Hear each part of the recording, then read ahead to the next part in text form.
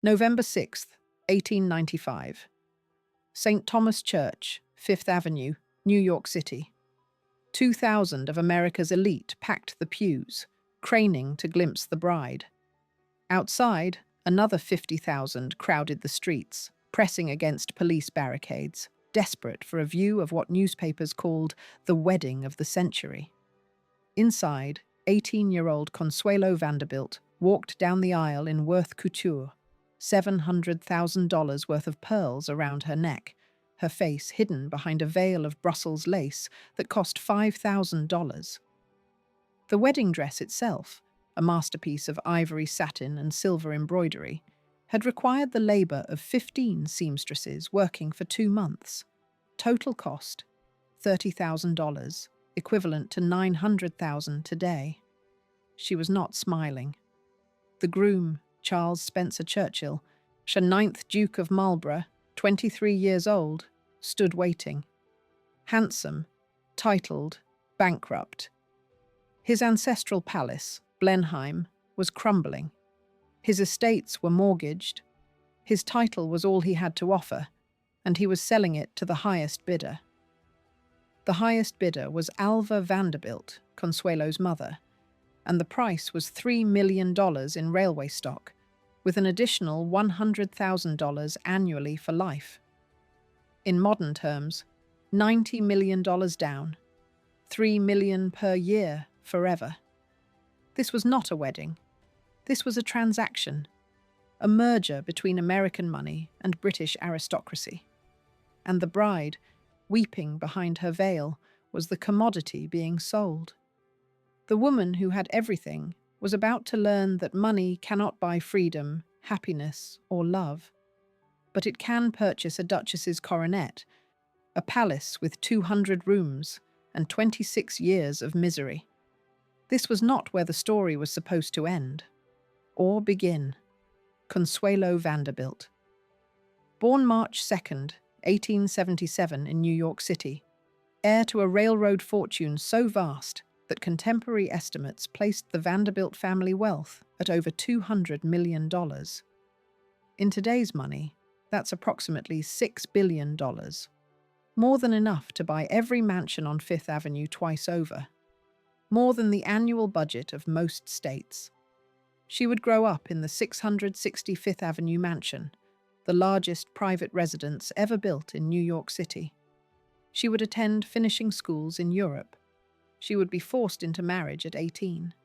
She would produce 2 heirs to a dukedom. She would spend decades in a loveless union. And finally, at 44, she would divorce, remarry, and discover that happiness was possible after all, though it came a quarter century too late. But the remarkable thing about Consuelo's story isn't just the money, though we'll track every dollar of the $3 million marriage settlement, every pound spent maintaining Blenheim Palace, every penny of the divorce settlement. The remarkable thing is what her story reveals about power and powerlessness, about mothers and daughters, about the invisible chains that bound even the wealthiest women in Gilded Age America. She had millions, but she could not choose her own husband. She had a ducal coronet, but she could not leave a marriage that destroyed her. She had everything money could buy, except the one thing that mattered, the right to determine her own fate. This documentary will take you inside the ballrooms of Mrs. Astor's 400, the drawing rooms of Blenheim Palace, the scandal of a forced marriage, the courtrooms where American heiresses fought British dukes for freedom, and the final reckoning when Consuelo Vanderbilt decided that happiness mattered more than society's approval. We'll examine every dollar of the Vanderbilt railroad fortune, every condition of the marriage settlement, every year of unhappiness, every step toward liberation, and every lesson learned about what wealth can and cannot do. Because Consuelo's story is not just about one woman, it's about an entire generation of American heiresses, 9 of whom married British aristocrats in the 1890s alone, transferring an estimated $50 million across the Atlantic. It's about mothers who controlled their daughters with the ruthlessness of robber barons. It's about the price of social ambition. And it's about the moment when one woman decided that her own life mattered more than anyone else's expectations.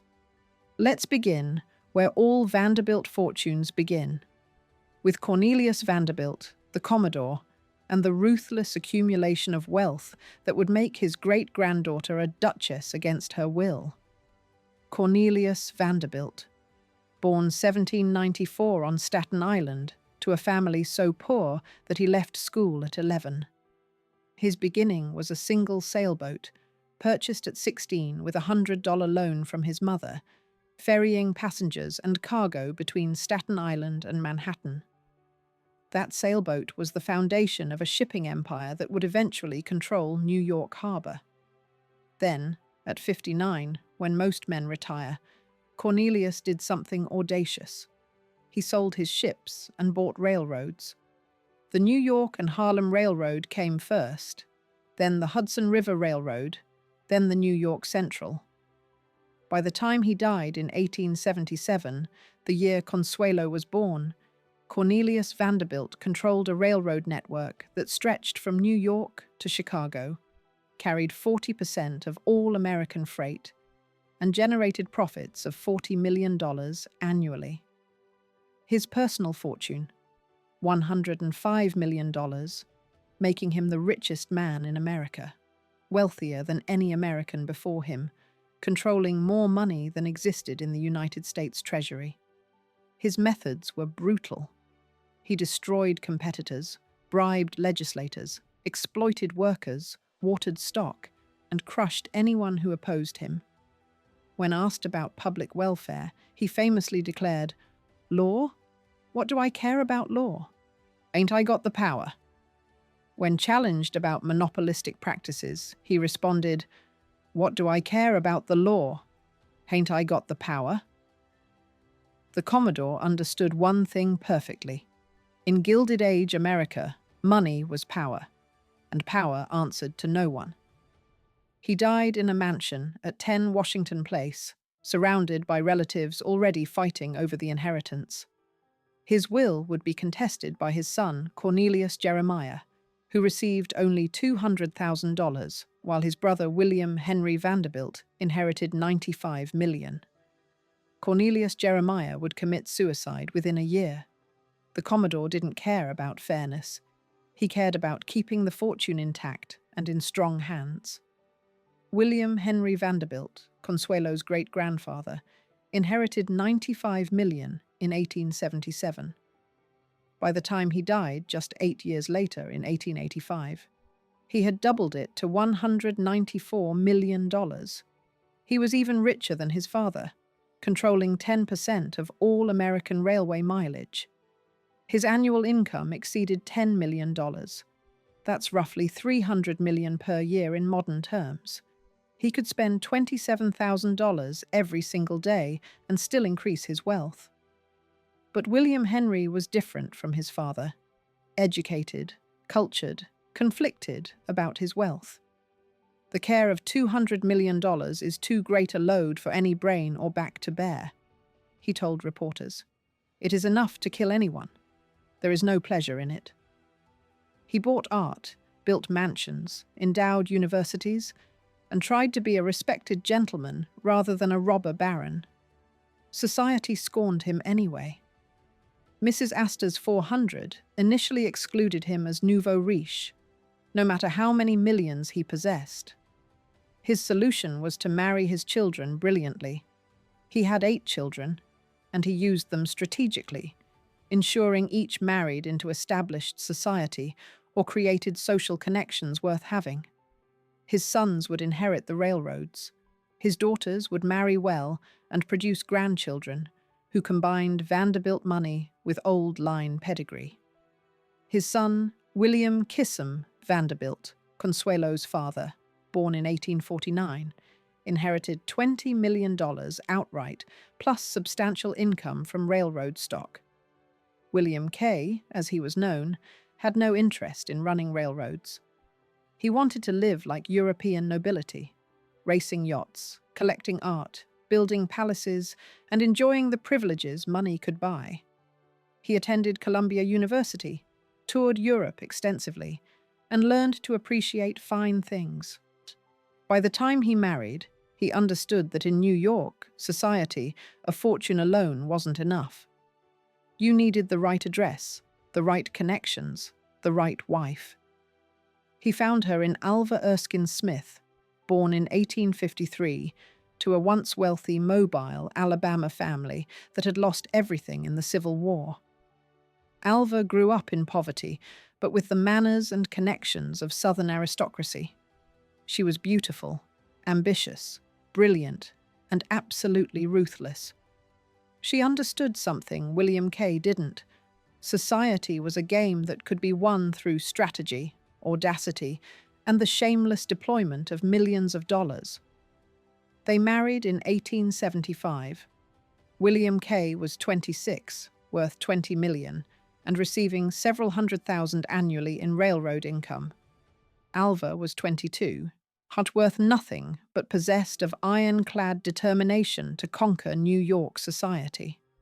Their partnership would succeed beyond anyone's expectations, and it would destroy their daughter. The wedding was relatively modest, just family and close friends at Calvary Church. The honeymoon, however, announced their intentions. 6 months in Europe, traveling by private railway car, staying in the best hotels, buying art and antiques, learning how European aristocrats lived. Cost: approximately $50,000, equivalent to $1.5 million today. They returned to New York, ready to build an empire of social dominance.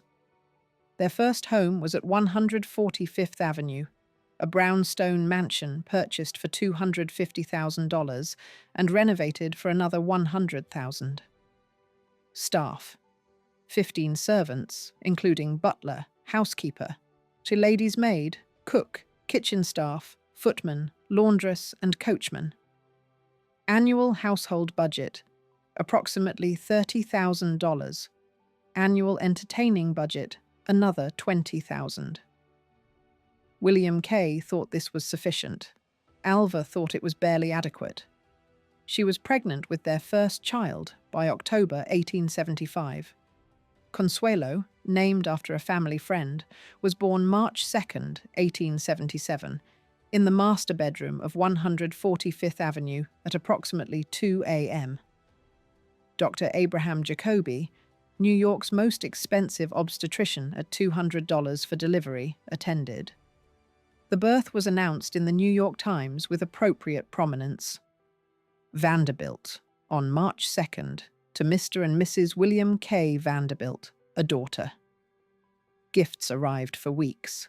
Contemporary accounts mention silver rattles from Tiffany, gold christening cups, imported French baby clothes, a miniature carriage from Paris, costing $500. Total value of gifts received in Consuelo's first month, estimated at over $5,000, equivalent to $150,000 today. The baby born into the Vanderbilt fortune would never know a moment of material want, but she would know every form of emotional deprivation. The nursery occupied the entire 3rd floor. 3 rooms: day nursery, night nursery, and nurse's room. The day nursery featured wallpaper imported from England depicting fairy tales, custom-made furniture in child-size proportions, a rocking horse that cost $300, and toys without number. The night nursery held a brass crib with silk hangings, a wardrobe filled with hand-embroidered linens, and a cradle from Alva's own childhood, the only piece of her impoverished past she kept. Consuelo's nurse was English, hired at $40 per month, equivalent to $1,400 today. Her job: total care of the infant. Alva, like all society mothers, had minimal direct involvement. She visited the nursery twice daily, at 10 a.m. and 4 p.m., spending 15 minutes inspecting her daughter, giving instructions to the nurse, and demonstrating the appropriate distance between mother and child that society expected. But Alva was different from other society mothers in one crucial way. she had plans for her daughter, specific plans, and she would pursue them with the single-minded determination that had conquered New York society. Consuelo was not simply a daughter. She was a tool, a weapon, a means to achieve what Alva wanted most: entry into European aristocracy. Consuelo's early childhood unfolded in a world of extraordinary privilege and equally extraordinary control. The family moved in 1879 to a larger mansion at 665th Avenue, directly across from where William Kay was building something unprecedented: a $3 million French Renaissance chateau that would be the largest, most expensive private residence ever constructed in New York City. While it rose stone by stone, 3-year-old Consuelo lived in a world of nurses, governesses, rigid schedules, and her mother's absolute authority. Her daily routine was regimented with military precision. Rising at 7 a.m., she was dressed by her nurse in clothing selected by Alva, French-made dresses costing $50 each, hand-embroidered undergarments, silk stockings, Italian leather shoes. A single outfit cost more than her nurse earned in 2 months. Breakfast was in the nursery: plain porridge, toast, milk. Alva believed in Spartan food for children, despite the elaborate 8-course dinners served to adults downstairs. Lessons began at 8:30 a.m. with a French governess, Mademoiselle Oriot, hired at $60 monthly. French was the first language Consuelo learned fluently, speaking it before English. This was intentional. Alva's plan required a daughter who could converse with European aristocracy in their own language. Piano instruction followed at 10 a.m., taught by Herr Steinberg at $5 per lesson, 3 times weekly.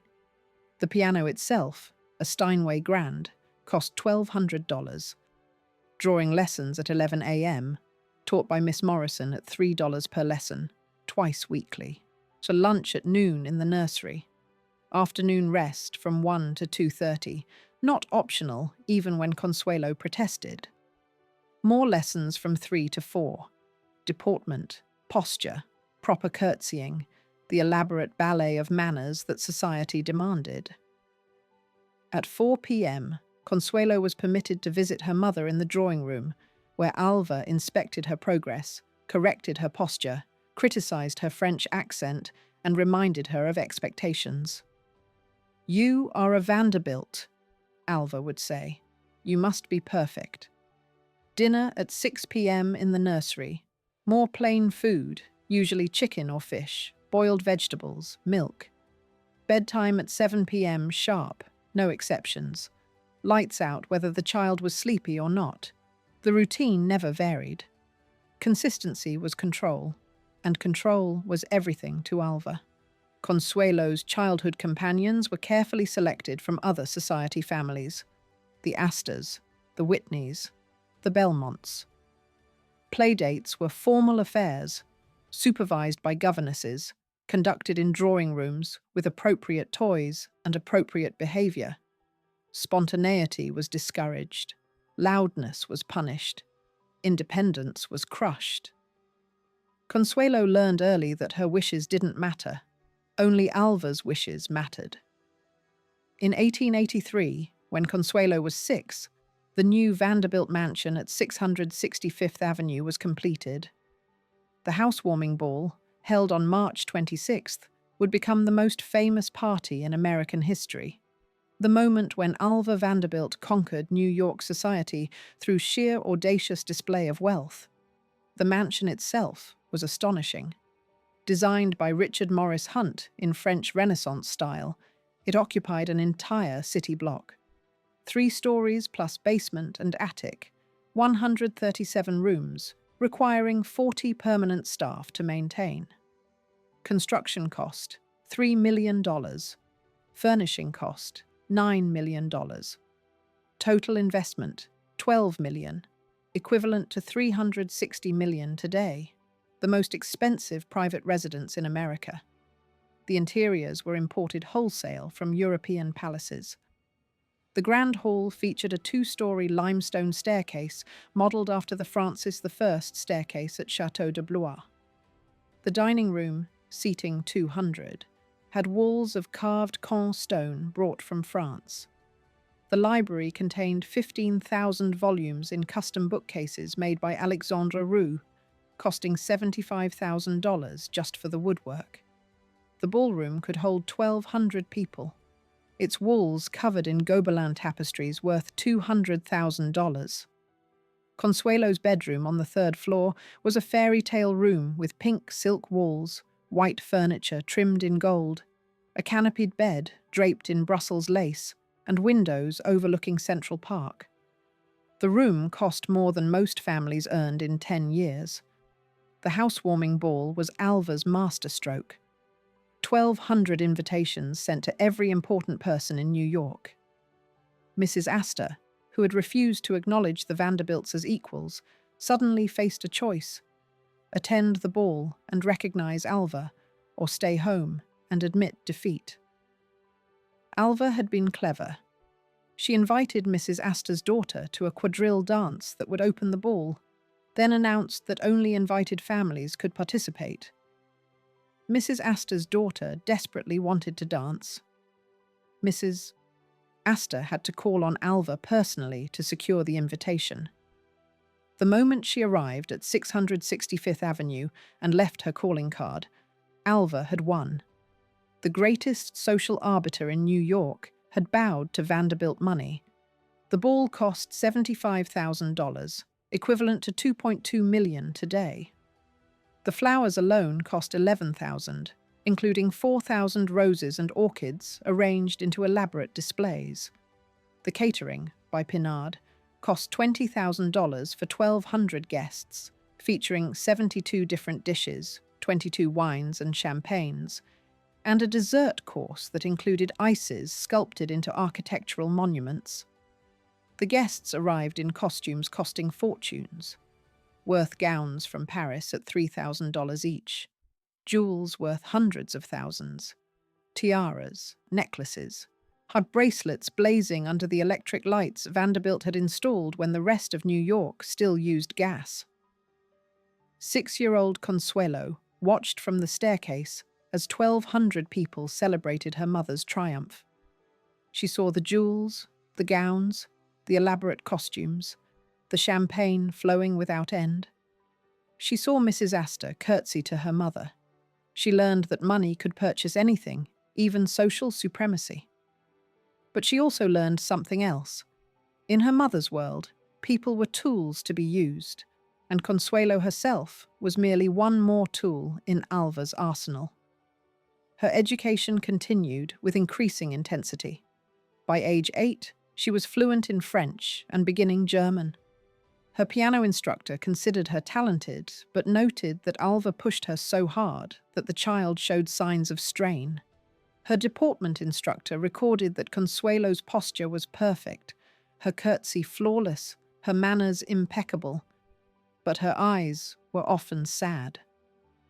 At an age when most children played freely, Consuelo practiced walking with books on her head to perfect her carriage, recited French poetry until the pronunciation satisfied Alva, played piano scales until her fingers cramped, and learned the elaborate social choreography that would later make her the perfect duchess.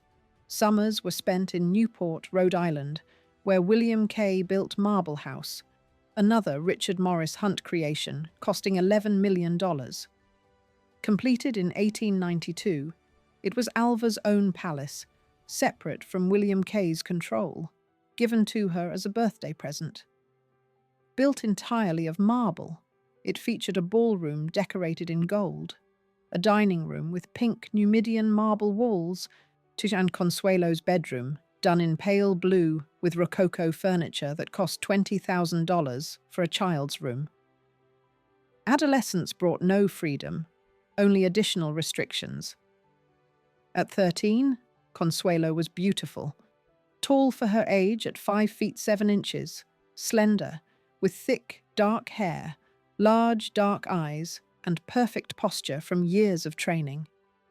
Contemporary photographs show a lovely girl with a solemn expression. someone who looks older than her years and carries an invisible weight. She knew by now what her mother expected: a brilliant marriage, preferably to European nobility, bringing Alva the one thing Vanderbilt money couldn't buy in America: a title. In 1893, when Consuelo was 16, two events altered her trajectory. First, Alva divorced William Kay, a shocking scandal in an era when society women simply didn't divorce, no matter how unhappy. The stated grounds were adultery. William Kay had been openly involved with a married woman, Virginia Graham Fair. The real grounds were Alva's desire for freedom and her growing interest in Oliver Hazard Perry Belmont, a wealthy banker and racing enthusiast. The divorce settlement was generous.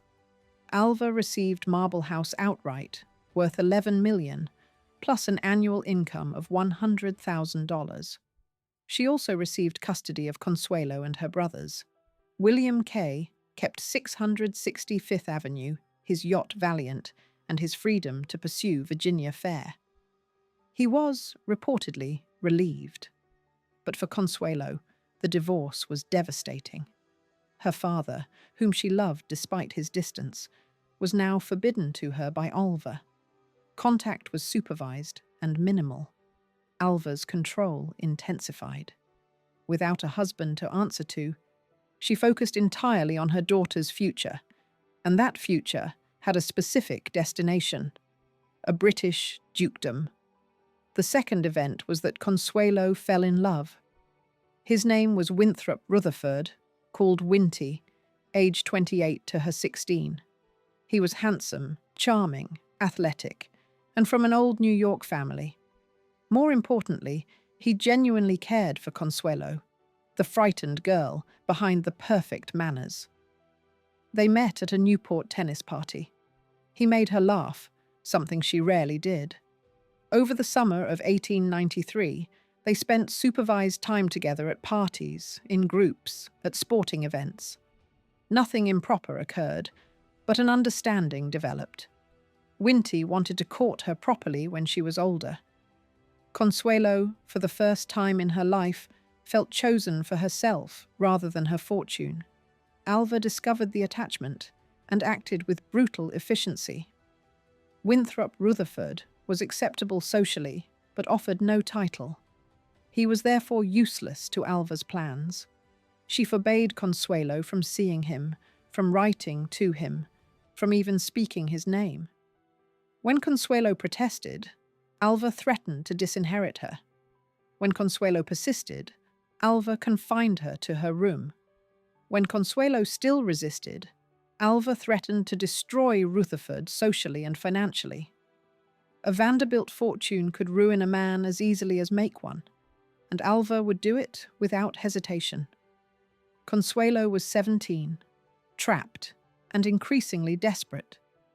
She had no money of her own until age 21, when she would inherit her portion of William Kay's estate, approximately $10 million. But 4 years felt like forever, and Alva made it clear that even that inheritance could be contested if Consuelo disobeyed. Moreover, Alva was remarrying, this time to Oliver Belmont, and made it clear that after the wedding, Consuelo would no longer be welcome in her homes unless she obeyed. In early 1894, Alva took Consuelo to Europe on an extended tour. The stated purpose was education. The real purpose was duchess hunting. They travelled to London, Paris, Rome, staying in the best hotels, attending every social event, making connections with aristocratic families, particularly impoverished ones who might trade titles for Vanderbilt money. They met the 9th Duke of Marlborough, Charles Spencer-Churchill, called Sonny, at a London dinner party in May 1894. He was 22, had inherited his title at age 17 upon his father's early death, and was drowning in inherited debts.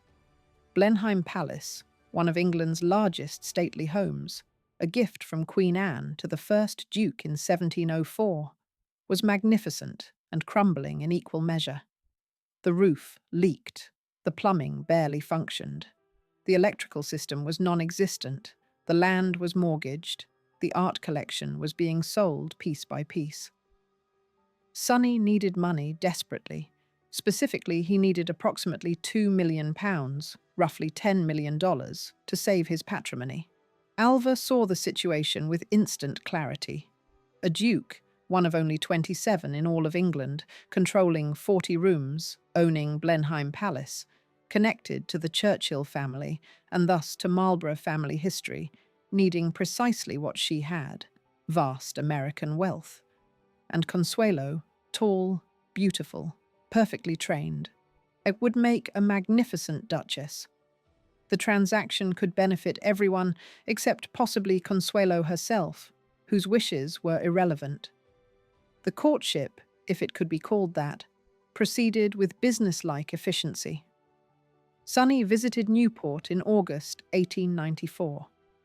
He stayed at nearby cottages, attended parties at Marble House, spent supervised time with Consuelo, and conducted negotiations with Alva's lawyers.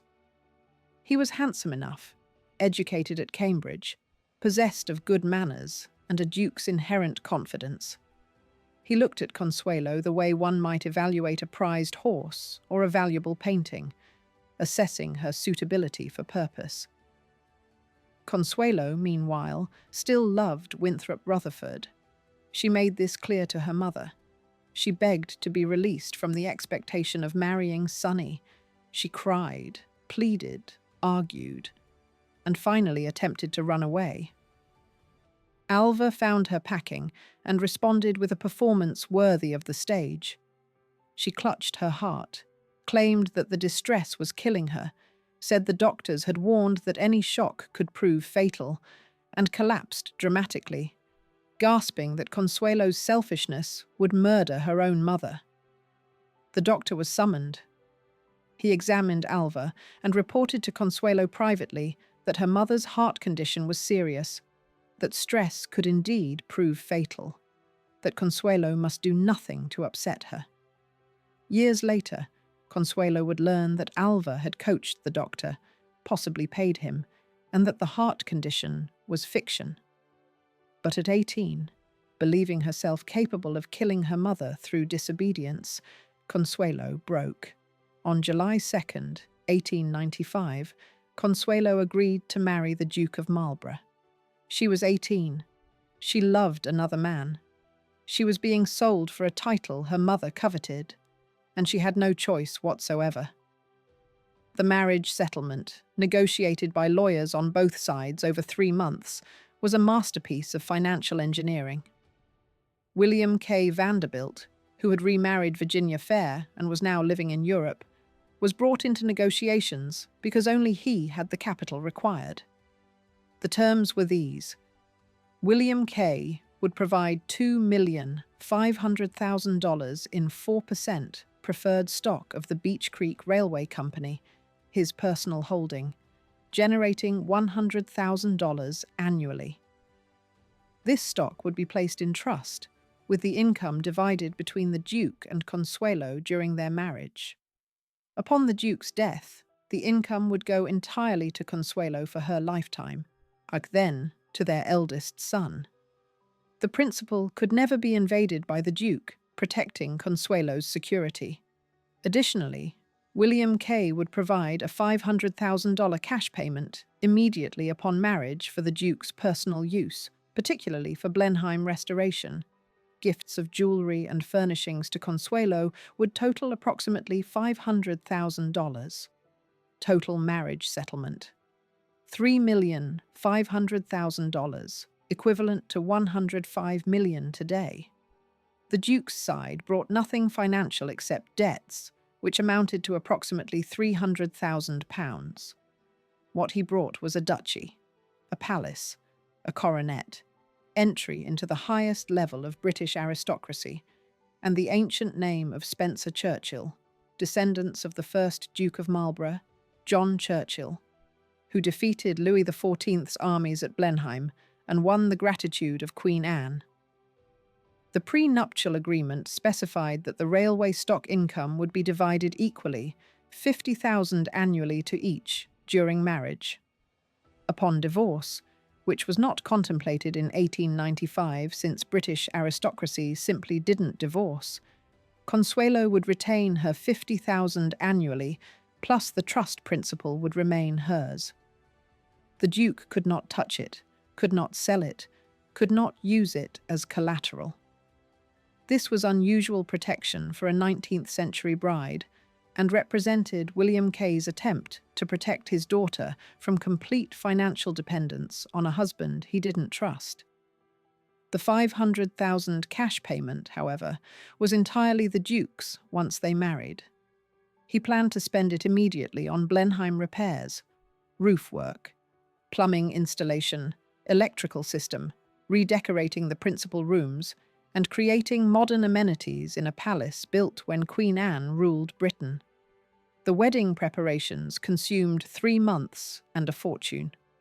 The ceremony would take place at St. Thomas Church, 5th Avenue, the most fashionable Protestant church in New York. The guest list: 2,000 in the church, with another 50,000 expected on the streets outside. Security required 200 policemen to control the crowds. The church was decorated with 70,000 flowers, primarily roses and orchids, creating a bower of white blossoms that cost $20,000. The flowers alone cost more than most Americans earned in 3 years. Consuelo's wedding dress, created by Worth in Paris, required 2 months to construct. Ivory satin, in silver thread embroidery, lace from Brussels, dating to the 18th century, that cost $8,000 just for the lace itself. A train 16 feet long, requiring 6 bridesmaids to carry it. Total cost: $30,000, equivalent to $900,000 today. A dress worn once for 4 hours, costing nearly $1 million modern dollars. Her jewelry that day represented an even more staggering sum. The Vanderbilt pearls, a gift from her father, were legendary. 200 natural pearls, each perfectly matched, requiring 15 years to assemble, valued at $700,000, equivalent to $21 million today. She wore them as a necklace with a 7-strand clasp of diamonds. Diamond earrings worth $50,000.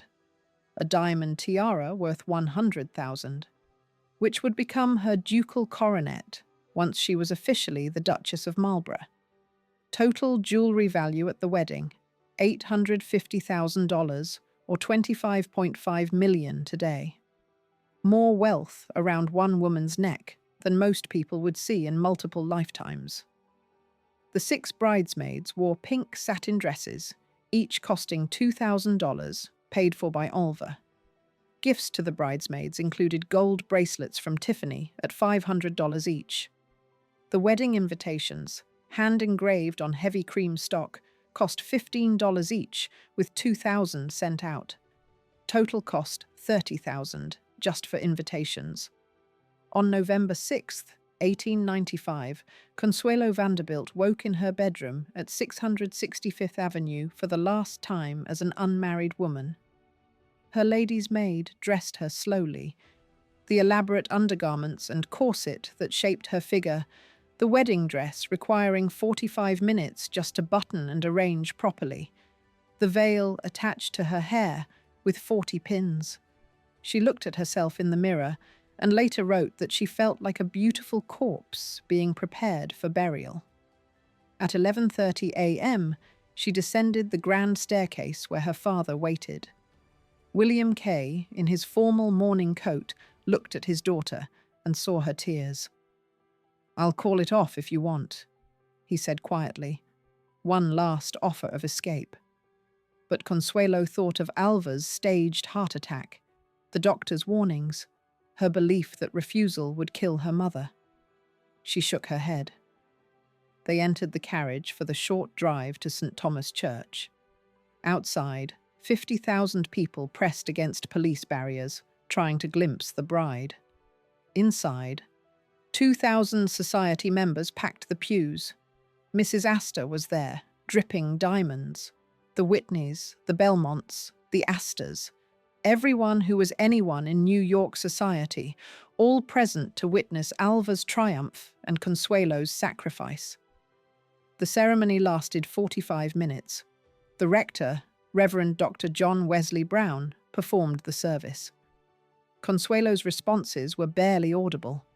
The Duke's were firm and clear.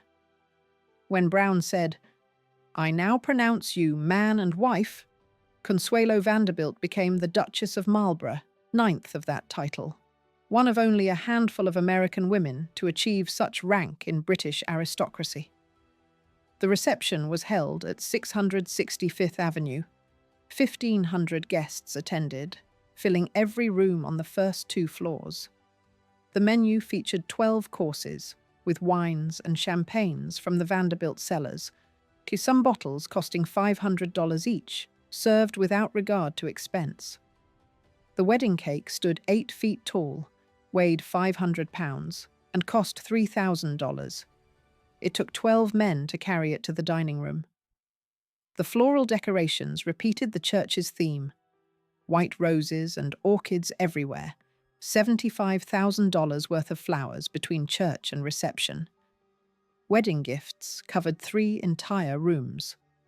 They included a pearl necklace from William Kay, separate from the ones she wore, valued at $100,000, a diamond tiara from the Duke, using family stones reset at $60,000, complete sets of flat silver from Tiffany from various relatives, approximately $150,000 combined, Chinese porcelain dinner service for $48,000 from the Astors, French furniture from the Belmonts, paintings, sculptures, objets d'art without number. Total value of wedding gifts, approximately $500,000, equivalent to $15 million today. The honeymoon lasted 2 months, Europe by private railway car, then Mediterranean cruise on William Kay's yacht Valiant, which he lent to them for 6 weeks. Staff of 40 accompanied them. The honeymoon cost approximately $75,000, and by all accounts, it was a disaster. The Duke was cold, remote, irritated by Consuelo's naivety, impatient with her tears. Consuelo realized within days that she had married a man who valued her only for her money and viewed the marriage as a business transaction, requiring his participation but not his affection. They arrived at Blenheim Palace in January 1896. Consuelo, a Duchess of Marlborough, stood in the great hall of her new home and understood the magnitude of what she had purchased with American millions. Blenheim Palace, built 1705 to 1722 as a gift from Queen Anne to John Churchill, 1st Duke of Marlborough, in thanks for his victory over the French at the Battle of Blenheim in 1704. Designed by Sir John Vanbrugh, it was the largest private residence in Britain. 187 rooms spread over 7 acres of floor space. The grounds covered 2,400 acres, designed by Capability Brown in the 18th century at enormous expense. The palace itself, built in English Baroque style, featured a great hall 100 feet long with 67-foot ceilings, a long library 180 feet in length containing 10,000 volumes, a saloon with Baroque ceiling frescoes, and 24 principal bedrooms, each the size of a modern house, and rooms beyond, counting for servants, storage, and function. It was magnificent. It was also nearly uninhabitable. The roof leaked in 40 places. The plumbing consisted of chamber pots and hip baths filled by servants carrying hot water up 3 flights of stairs. There was no central heating beyond fireplaces that consumed trees of firewood daily and heated nothing. The electrical system was primitive and dangerous. The windows were original 18th century glass that fit poorly and admitted drafts. Winter temperatures inside the palace regularly fell below freezing. Consuelo would wear fur coats indoors. The staff numbered 100, managed by the housekeeper Mrs. Ryman, who ruled below stairs with terrifying efficiency. Their wages totaled approximately £15,000 annually, equivalent to $450,000 today, all paid from the estate, which barely generated enough income to cover costs even with the Vanderbilt infusion. The Duke immediately deployed his $500,000 cash payment. Roof repairs cost $80,000. Plumbing installation throughout the principal rooms cost $120,000, bringing running water and flush toilets to Blenheim for the first time. Electrical system upgrade cost $60,000. Redecoration of the saloon, Great Hall, and Long Library cost $140,000, including new wallpapers, carpets, and furniture that had been sold off by previous dukes. Total spent in the first year: $400,000 of the $500,000, with the remainder allocated for ongoing maintenance and agricultural investments to improve estate income. Vanderbilt money was literally rebuilding Blenheim, replacing decay with American dollars, making the palace habitable again. And Consuelo, who had made this possible, was miserable. Her daily routine at Blenheim was a study in aristocratic isolation. She rose at 8 a.m. in her bedroom, a gilded room 40 feet square with windows overlooking the formal gardens. Her lady's maid dressed her in clothing suitable for mourning: tea gown, jewels appropriate for private wear, hair arranged perfectly. Breakfast at 9 a.m. in her sitting room, alone, since the Duke breakfasted in his rooms. Morning occupied with correspondence, household management with Mrs. Ryman, receiving tenants' wives who called to pay respects to their duchess, and hours of nothing. Lunch at 1 p.m., often with the Duke if he was present, which he frequently wasn't. He spent time in London, at his club, racing, gambling, avoiding Blenheim and his wife as much as possible. Afternoons were for walks in the gardens, reading in the Long Library, more correspondence, and crushing boredom. Dinner at 8 p.m., formal even when alone, requiring full evening dress and jewels, served by footmen in the state dining room, under portraits of previous dukes who had all married better than Sonny had, at least by British standards. The isolation was profound. Consuelo was 18, in a foreign country, married to a man who didn't love her, living in a palace that was essentially a beautiful prison, with no friends, no allies, and no hope of escape. Her only regular correspondent was her father, William Kay, who wrote weekly, sent money secretly for her personal use since the Duke controlled her allowance, and expressed regret for what he had permitted to happen. In September 1897, Consuelo gave birth to her first child, John Albert Edward William Spencer-Churchill, who would become the 10th Duke of Marlborough upon his father's death. The birth took place at Blenheim, with attending physicians from London, costing 500 guineas. Consuelo was 19. The birth was difficult, lasting 18 hours, without modern pain relief beyond chloroform. She nearly died from hemorrhaging. The Duke was in London and didn't arrive until the next day. His reaction upon learning he had a son and heir: relief, because it secured the succession and meant he had fulfilled his primary obligation in the marriage.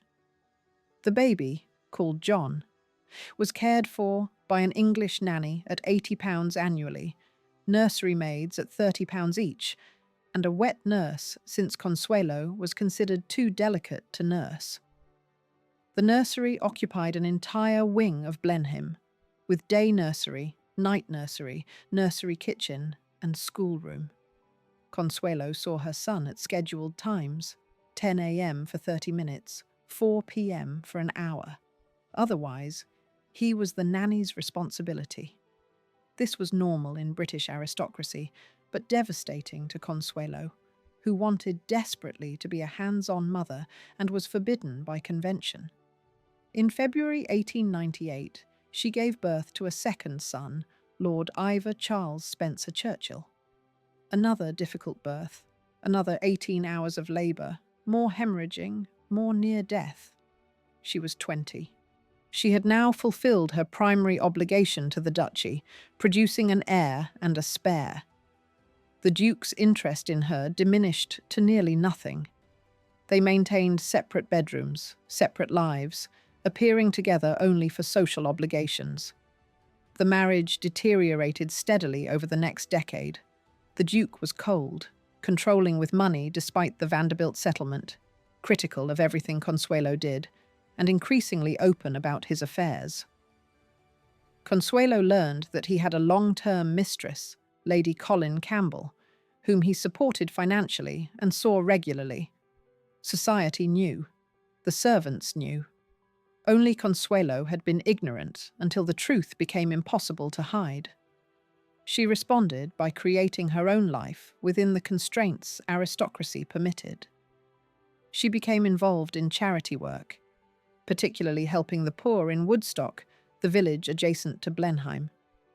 She established a reading room, a soup kitchen, medical clinics, spending her personal allowance and funds provided by her father on improvements for tenant farmers and villagers.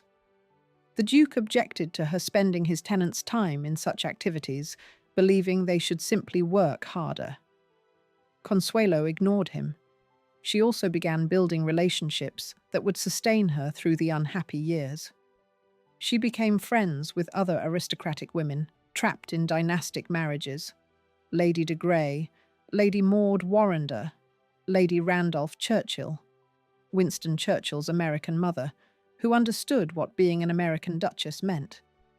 They formed a support network, visiting each other, writing constantly, providing the emotional connection their marriages lacked. In 1902, Consuelo was invited to attend the coronation of King Edward VII.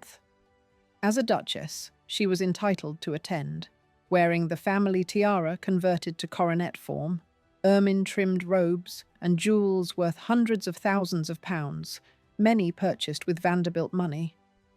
She sat in Westminster Abbey among Britain's 27 duchesses and understood that she had achieved what Alva wanted, highest rank in British society, and it meant nothing to her happiness. By 1906, the marriage was effectively over in all but name. The Duke and Duchess of Marlborough lived separate lives under the same vast roof. They appeared together for required social events, house parties at Blenheim, where 200 guests came for weekend shooting parties costing £3,000 each weekend, to all charged against the estate Vanderbilt money supported. They attended court functions together, presenting a united front to society. But privately, they were strangers who rarely spoke and never touched. The financial arrangements continued. $50,000 annually to Consuelo, which she spent on clothing, jewels, charity, travel, and maintaining her position. $50,000 annually to the Duke, spent on Blenheim maintenance, racing stables, gambling debts that mounted steadily, and maintaining his mistress. The estate itself generated approximately £30,000 annually from agricultural rents, timber sales, and property leases, barely covering basic operating costs of £40,000. Without the Vanderbilt settlement, Blenheim would have been sold or abandoned. In 1908, Consuelo made a decision that would change her life. She fell in love, genuinely and deeply, for only the second time. His name was Jacques Balsan, a wealthy French industrialist and aviation pioneer. He was handsome, kind, genuinely interested in her as a person rather than a title, and offered everything the Duke didn't: warmth, affection, intellectual companionship, respect. They met at a Paris dinner party. The attraction was immediate and mutual. They began a relationship that by Edwardian aristocratic standards was relatively discreet. They met in Paris, in Switzerland, at house parties hosted by sympathetic friends. Jacques never pushed for her to leave her marriage, understanding the social destruction divorce would bring. But he offered her emotional sanctuary, proof that love was possible, that she was worthy of being loved for herself. The Duke knew about Jacques, and didn't particularly care. He had his own relationships and had long since stopped being interested in Consuelo, except as the mother of his heirs and the source of annual income. The marriage had become a financial arrangement both parties maintained because the alternative, scandal and divorce, would destroy them both socially and financially. But in 1920, circumstances changed. The Duke, now 54, wanted to remarry. His longtime mistress, Gladys Deacon, a celebrated beauty and intellectual, had agreed to marry him if he could obtain a divorce.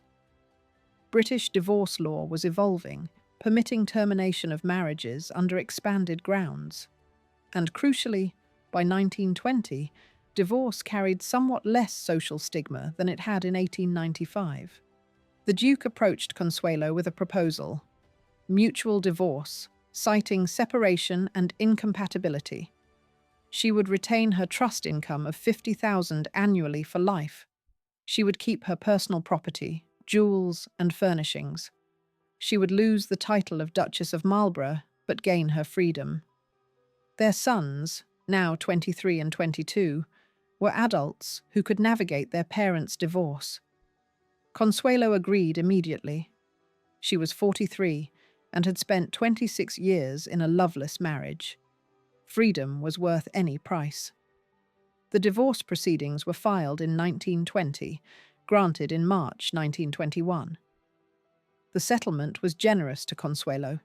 She retained her $50,000 annual income from the trust, her jewels, including the Vanderbilt pearls, her personal property, and was granted $500,000 in cash from the Duke, essentially buying out her claim on any further Vanderbilt money supporting Blenheim. On July 4, 1921, Consuelo Vanderbilt married Jacques Balsan in a quiet civil ceremony in Paris. She was 44. He was 51. They had waited 13 years.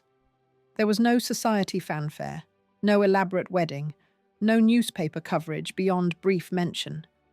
Just two people who loved each other, finally free to build a life together.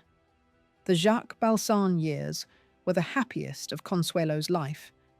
They lived primarily in France, dividing time between a Paris townhouse and Luçois, a villa in the south of France overlooking the Mediterranean. The Paris house was elegant but modest by Blenheim standards. 20 rooms, 10 staff, comfortable rather than palatial. Luçois was paradise. White stucco, red tile roof, gardens overlooking the sea, modern amenities including electricity and plumbing that worked, and privacy. Jacques treated her as an equal, discussed politics and aviation with her, encouraged her intellectual development, travelled with her extensively, and most importantly, loved her unconditionally. They entertained writers, artists, aviators, and intellectuals rather than aristocratic bores. Consuelo, freed from the suffocating protocol of Blenheim, bloomed. She wrote, painted, advocated for various charitable causes, particularly prison reform and hospitals, and discovered that happiness was possible even in middle age. Their annual spending was approximately $100,000 combined, significantly less than Consuelo had spent maintaining her position as Duchess. Her trust income of $50,000 covered her personal expenses. Jacques' business income, substantial from textile manufacturing and investments, covered household costs and their generous charitable contributions. They were wealthy, comfortable, and finally content. Consuelo's relationship with her children remained strong despite the divorce. Both sons visited regularly, bringing their own children, creating the family warmth Blenheim had never had. John, now the 10th Duke after his father's death in 1934, maintained Blenheim with his own American wife, Mary Cadogan, who brought her own fortune to prop up the palace. The cycle of American money supporting British titles continued into the next generation.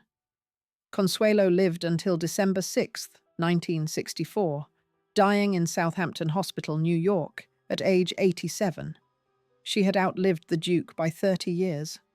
She had been married to Jacques for 43 years, longer than most people live entire lives. She died not as a duchess, but as Mrs. Jacques Balsan, and that was exactly how she wanted to be remembered. Her estate at death was valued at approximately $2 million. The trust established by her father in 1895 had continued paying $50,000 annually for 69 years, totaling $3,450,000 over her lifetime. She had spent approximately $2 million on living expenses over those years, donated another $500,000 to various charities, and left $2 million to her sons and grandchildren. She had not squandered the Vanderbilt fortune. She had lived well, loved well, and ultimately found happiness after 2.5 decades of misery. Her funeral was held at St. Thomas Church, Fifth Avenue, where she had married the Duke 69 years earlier.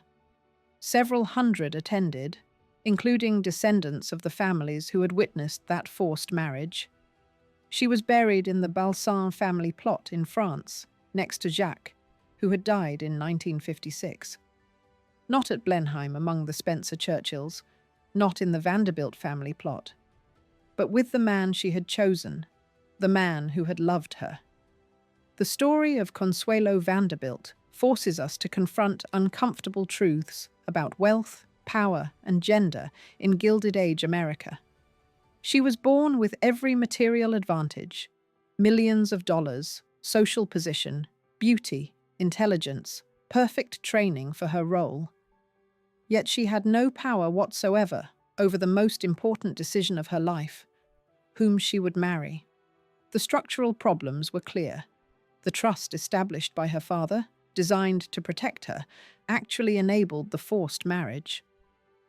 Because Consuelo didn't control her inheritance directly, Alva could threaten to ensure she never received it. Because she wouldn't inherit until 21, she couldn't use financial independence to resist. The very mechanisms intended to preserve Vanderbilt wealth ended up imprisoning the heiress. The gender factor was equally stark. Had Consuelo been male, she would have controlled her inheritance directly at 21, been encouraged to marry for love or not at all, and been considered capable of managing money. Because she was female, she was treated as property to be managed, a dynastic pawn whose wishes were irrelevant. The same society that celebrated male robber barons crushing competitors and maximizing profit saw nothing wrong with mothers crushing daughters and maximizing social position. The social expectations were crushing in their own right. Society women were expected to marry brilliantly, spending whatever necessary to maintain position. A duchess needed appropriate jewels, appropriate clothing, appropriate entertaining. The cost of being the Duchess of Marlborough was staggering. Her wardrobe alone cost £20,000 annually, equivalent to $600,000 modern dollars, just to maintain the level of dress expected. This wasn't extravagance. It was requirement. But personal factors also mattered. Consuelo made choices within her constraints. She could have been a cold, distant mother like Alva. Instead, she was warm and loving. She could have become bitter and cruel. Instead, she became charitable and kind. She could have accepted her unhappiness as permanent. Instead, she built relationships that sustained her and eventually found freedom and happiness. Her character mattered, even when her circumstances tried to destroy it. The predators in her story were legion. The Duke married purely for money, made no pretense of affection, and spent 26 years extracting maximum financial benefit while providing minimal companionship. Alva, her own mother, treated her as a tool for social advancement, staged illness to force compliance, and demonstrated that maternal love had limits where ambition began. The Duke's lawyers negotiated settlement terms that maximized his financial gain. Society applauded the transaction and punished anyone who questioned it. The economic context mattered too. By 1895, European aristocracy was financially desperate. Primogeniture and entailed estates meant properties couldn't be sold or subdivided. Agricultural depression meant rents were declining. Death duties and taxes were increasing. Aristocrats needed capital to maintain their estates and positions. American heiresses provided that capital. Between 1870 and 1914, approximately 100 American women married titled Europeans, transferring an estimated $220 million across the Atlantic. Consuelo's $3 million was substantial, but not unusual. The transatlantic marriage market was systematic and ruthless. Consuelo's story was not unique. 9 other American heiresses married British aristocrats in the 1890s alone.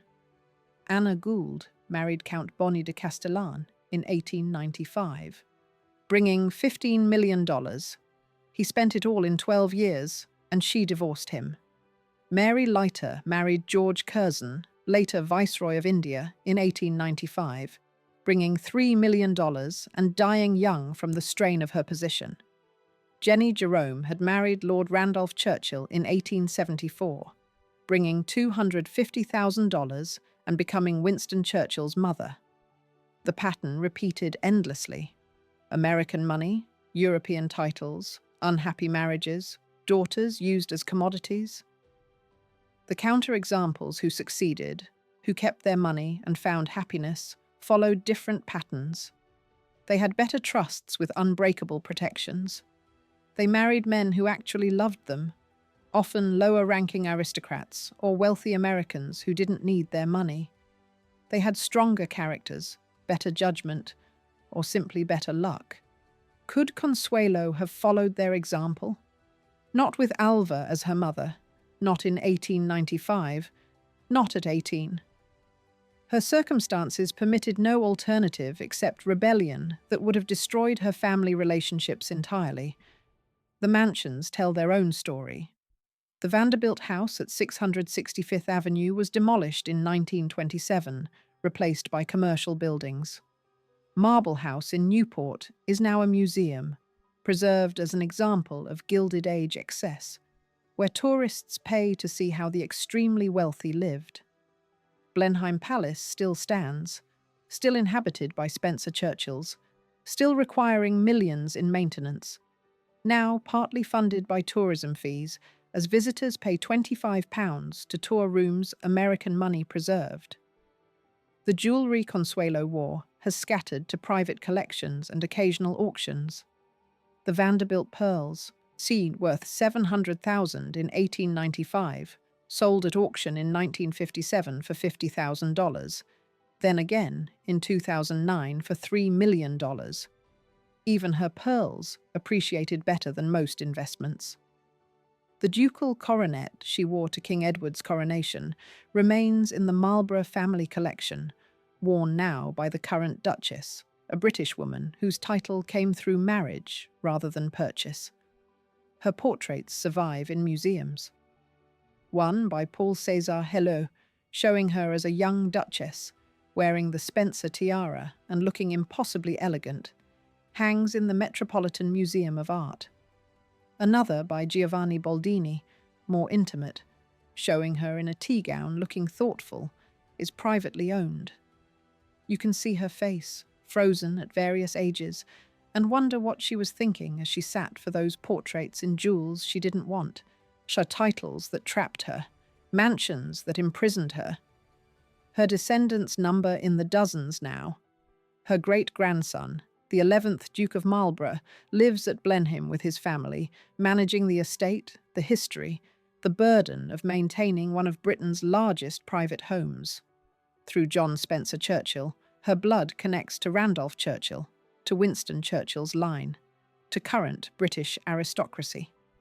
The Vanderbilt money that flowed into the Spencer-Churchill line sustained it through the 20th century, enabling Blenheim to survive when hundreds of other country houses were demolished. The lessons Consuelo's story teaches remain relevant in any era.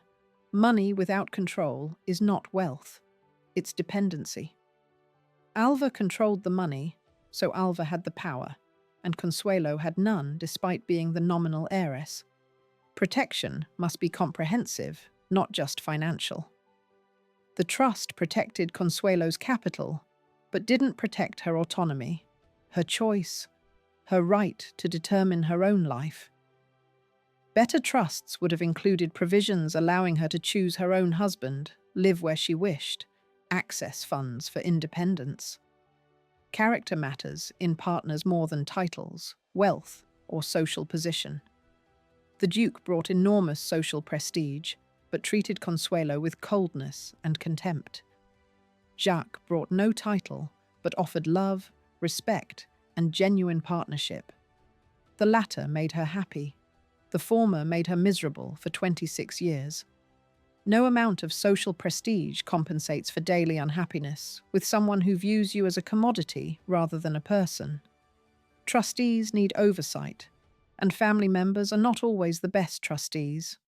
Alva acted as de facto trustee of Consuelo's expectations and used that power to serve her own ambitions rather than her daughter's welfare. Independent trustees with fiduciary responsibility to the beneficiary rather than the family might have prevented the forced marriage, or at least provided Consuelo with advocacy and support. Independence requires knowledge and education.